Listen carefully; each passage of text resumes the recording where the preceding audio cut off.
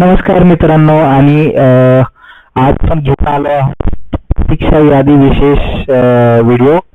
आरटीची प्रतीक्षा यादी लागली, मूळ यादी लागली. ज्या लोकांचं सिलेक्शन झालं ते लोक प्रोसेसलाही लागले. पण दुःख आहे की जे लोक अजूनही ऍडमिशन मध्ये जो डील झालाय आणि जे वेटिंग लिस्ट मध्ये त्यांना अजून थांबावं लागतंय. म्हणजे खरंच काय म्हणावं की वेटिंग लिस्ट वाल्यांसाठी ही अजून थांबण्याची जी प्रोसेस आहे त्याच्यामध्ये म्हणजे कशी लटकती तलवार आहे की होईल की नाही होणार. तर याच्यामध्ये हा आपण व्हिडिओमध्ये तुमच्या सगळ्या प्रश्नांची उत्तरे देण्याचा प्रयत्न करणार आहोत. तर कालचा जो व्हिडिओ मी टाकला होता मला त्याच्यामध्ये प्रचंड कॉमेंट्स आले, प्रचंड प्रश्नही आले की बाबा माझ्या मुलाचा वेटिंग लिस्ट नंबर 8 आहे, माझ्या मुलाचा वेटिंग लिस्ट नंबर 2 आहे, कुणाचा 28 आहे, कुणाचा 25 आहे, कोणाचा 1 आहे, कोणाचा 4 आहे, कोणाचा 8 आहे. तर माझ्या मुलाचं ऍडमिशन होईल किंवा माझ्या मुलीचं ऍडमिशन होईल का? तर असे मला बरेच प्रश्न आले. तर याच्यावरती आपण डिटेलमध्ये चर्चा करणार आहोत. पण मी सगळ्यांना सांगेल की आपण वेटिंग लिस्ट वरती व्हिडिओ बनवणार आहोत फ्युचरमध्ये पण आणि वेगवेगळे अपडेट्स देत राहणार आहोत. त्यामुळे वेटिंग लिस्ट वाल्यांनी तर हा चॅनल नक्की सबस्क्राईब करा आणि इवन जे लोकांचं सिलेक्शन झाले त्याचेही प्रश्न आपण याच्यात डिस्कस करणार आहोत. तर दोघांनी करा. तर आपण आजचा हा जो विशेष व्हिडिओ आहे याच्यामध्ये आपण मॅक्सिमम जे प्रश्न आहेत ते वेटिंग लिस्ट वाल्यांच्या संदर्भातच डिस्कस करणार आहोत. तर बऱ्याच लोकांचा प्रश्न आहे की बाबा सिलेक्शन प्रोसेस जे आहे वेटिंग लिस्टचं ते असतं तरी कसं, किंवा प्रत्येकाचा हा प्रश्न आहे की माझा मुलाचा नंबर X आहे तर त्याचं होईल का ऍडमिशन. तर मी तुम्हाला खरं याचं उत्तर देऊ, याचं उत्तर तुम्हाला जगातला कुठलाच माणूस आजच्या डेटला देऊ शकत नाही. पण अंदाजच आपण हे काढू शकतो की काय होऊ शकतं. आता बऱ्याच लोकांना वाटतं की माझ्या मुलाचा नंबर 28 आहे त्यामुळे माझ्या मुलाचा नंबर लागेल का नाही लागणार. तर याचं उत्तर असं आहे, मी तुम्हाला एकदम सोप्या भाषेत याचं डिटेलमध्ये समजून सांगणार आहे. या सिलेक्शन प्रोसेस किंवा वेटिंग लिस्ट वाल्यांचं जे सिलेक्शन असतं ते आपण पहिले तर एक समजून घेऊयात की वेटिंग लिस्ट वाले पिक्चर मध्ये कधी येतात.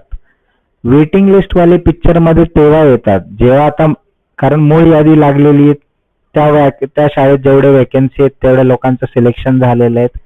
आता ते सिलेक्शन ज्यांचं झालंय ते डॉक्युमेंट्स घेऊन जाणार.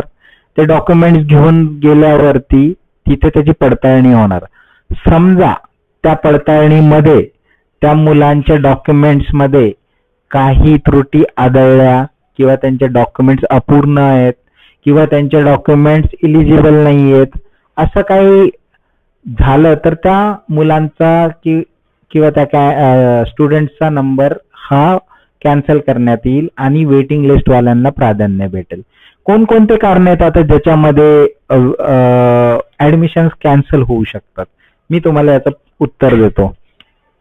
तर बऱ्याचशा वेळेस डॉक्युमेंटेशनमुळे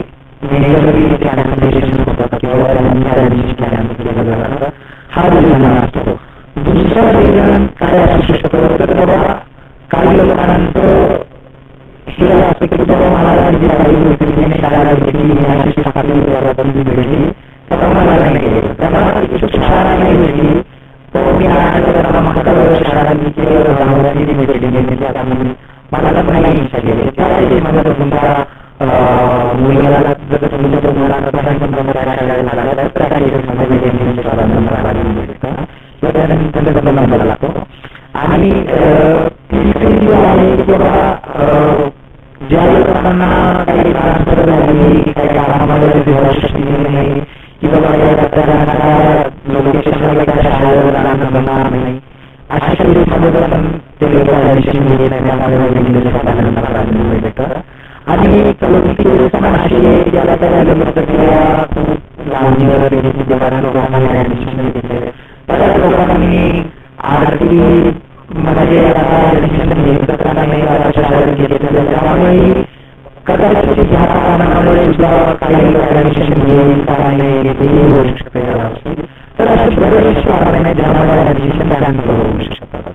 तर त्या केसेसमध्ये जे ऍडमिशन कॅन्सल होतील त्यावेळेस जे ऍडमिशन कॅन्सल होतील तर जो वेटिंग लिस्टला पहिला आहे तो पहिला प्राधान्य झाला असेल आणि मग त्याच्या खाली. आता बाबा मला मेन प्रश्न असे म्हणजे की बाबा माझ्या मुलाचा नंबर 28 आहे, 27 आहे, 19 आहे, 18 आहे, 15 आहे, 12 आहे, 14 आहे किंवा 8 आहे, 6 आहे, काय करायचं किंवा पहिलाच आहे लागेल नंबर. तर याचं उत्तर मी मला एक घालून सांगणार आहे. आता याचं गणित असं असतं की बाबा तुमच्या मुलाचा नंबर पहिला असू दे किंवा 28 वगैरे 30 असू दे, हे कुठल्या गोष्टीवर अवलंबून आहे मी तुम्हाला सांगतो. पहिली गोष्ट तर तुम्हाला काय करायचं की त्या पर्टिक्युलर शाळेमध्ये ज्याच्यामध्ये तुमचा वेटिंग लिस्ट संबंध आला त्याच्यामध्ये आर्थिक व्हॅकन्सी केली.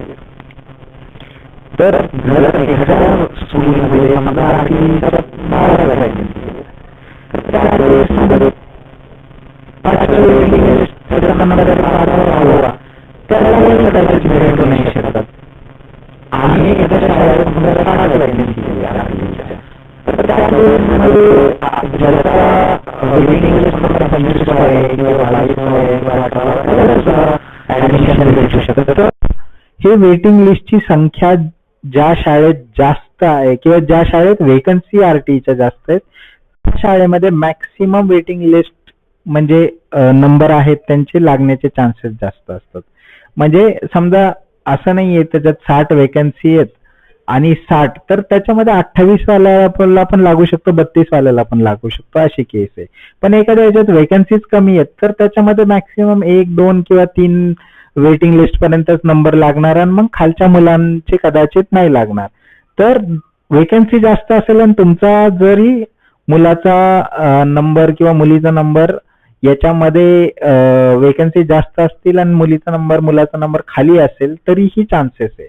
मी तुम्हाला एवढंच सांगेल की होप सोडू नका याच्यामध्ये. जर तुमचा वेटिंग लिस्ट मध्ये नंबर आलाय तर तुम्हाला ह्याच्यामध्ये लक्ष द्यायचंय आणि तुम्ही कंटिन्युअस एकतर आपण आपल्या चॅनलवर अपडेट करत राहणार आहोत जी पण माहिती कळेल, कारण याच्यात राऊंड्स पण होणार आहे. पहिला राऊंड, दुसरा राऊंड, तिसरा राऊंड.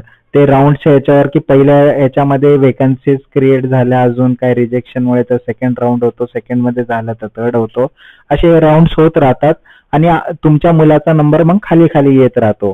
पहिला असेल तर त्याचा लागून जातो, पहिला असेल, दुसरा असेल, तिसरा असेल तर त्या केसमध्ये वेकन्सी जसं वरती कॅन्सलेशन होतात खालून नंबर वर जातात. हा पण हे म्हणजे काही रॉकेट सायन्स नाही की बाबा ज्याचा पहिला आहे त्याला सगळ्यात पहिलं प्राधान्य, त्यामुळे त्याचे चान्सेस जास्त आहेत. ज्याचा शेवट वेटिंग लिस्ट मध्ये असेल त्याचे चान्सेस कमी आहेत. तर हे सिंपल गणित आहे. त्यामुळे सगळ्यांनीच होप्स हे सोडायचे नाही आहेत. कंटिन्युअस आपण आपल्या जो आरटीचा पोर्टल आहे तिथे चेक करायचंय तुमच्या मुलाचा किंवा मुलीचा नंबर याच्यामध्ये काही चेंजेस झालेत का, किंवा तुमचा जर मुलाचा आता वेटिंग लिस्ट मध्ये, मला वाटतं ही काहीतरी आता जी सिलेक्टेड स्टुडंट्स आहे त्यांची जी यादी आहे ती काहीतरी त्यांना 30 तारखेपर्यंत डॉक्युमेंट सबमिट करायचे आणि जर समजा 30 तारखेपर्यंत डॉक्युमेंट सबमिट केल्यानंतर कदाचित याला काही एक्सटेन्शन नाही भेटलं तर मग नेक्स्ट राऊंड किंवा वेटिंग लिस्ट वाल्यांची यादी अपडेट होईल आणि त्याच्यामध्ये आपल्याला कळेल की बाबा आपलं स्टेटस काय आहे. तर ही कंटिन्युअस आपल्याला चेक करत राहायचंय तुमचा ऍप्लिकेशन नंबर टाकून. मी पण अपडेट देईल तुम्हाला आणि त्याच्यामध्ये कळवेल की बाबा नेमकं स्थिती काय आहे काय नाहीये आणि त्याच्यामध्ये तुम्हाला सांगेल. आता याच्यामध्ये काही लोकांचे प्रश्न मला हे पण आले की बाबा एकदा लागला नंबर शाळा चेंज करता येतात का. ज्या लोकांचा नंबर लागला आणि त्यांना ती शाळा नको आहे तर त्याची शाळा काही चेंज होत नाही, मग अशी लोक पण ऍडमिशन कॅन्सल करतात आणि मग कॅन्सल ऍडमिशन मध्ये वेटिंग लिस्ट वाल्यांना प्राधान्य भेटतं. तर हे सगळं आहे आणि मला वाटतं की तुमच्या मुलाचा नंबर लागणार की नाही लागणार हे त्या शाळेच्या वेकन्सीवर आणि तिथं होणाऱ्या कॅन्सलेशनवरच डिपेंड आहे, बाकी कुठलाही फॅक्टर नाही याच्यामध्ये. सिंपल आहे. आताच्या घडीला कोणालाच माहित नाही की बाबा 2 वाला पण लागेल का नाही का 20 वाला पण लागेल का नाही. चान्सेस सगळ्यांचे आहेत. फक्त जर तुमच्या मुलाचा नंबर पहिला, दुसरा, तिसरा असेल आणि वेकन्सी पण कमी असतील तर पहिला, दुसऱ्याला, तिसऱ्यापर्यंत लागू शकतो आणि वेकन्सी जास्त असेल तर 20-25 पर्यंत पण लागू शकतो किंवा 30. हे एक एक्झाम्पल्स आहेत. तर असं लॉजिक आहे. मी अजून एक गोष्टीमध्ये मला तुम्हाला सांगायचं आहे की याच्यामध्ये तुम्ही होप्स अजिबात सोडू नका. तुमचे नंबर लागायचे चान्सेस हे कधी पण होऊ शकतात. राऊंड 2 मध्ये नाही, राऊंड 3 मध्ये पण येऊ शकतात. त्यामुळे होप्स नाही सोडायचे आणि हे कंटिन्युअस ट्रॅक मध्ये राहायचंय की ट्रॅक करत राहायचंय की काय. आणि SMS ज्या लोकांचे नंबर 1, 2, 3, 4, 5 मध्ये आहेत त्यांनी तर त्यांचे डॉक्युमेंट्स अपडेट म्हणजे पूर्ण तयार करून घ्यायचे.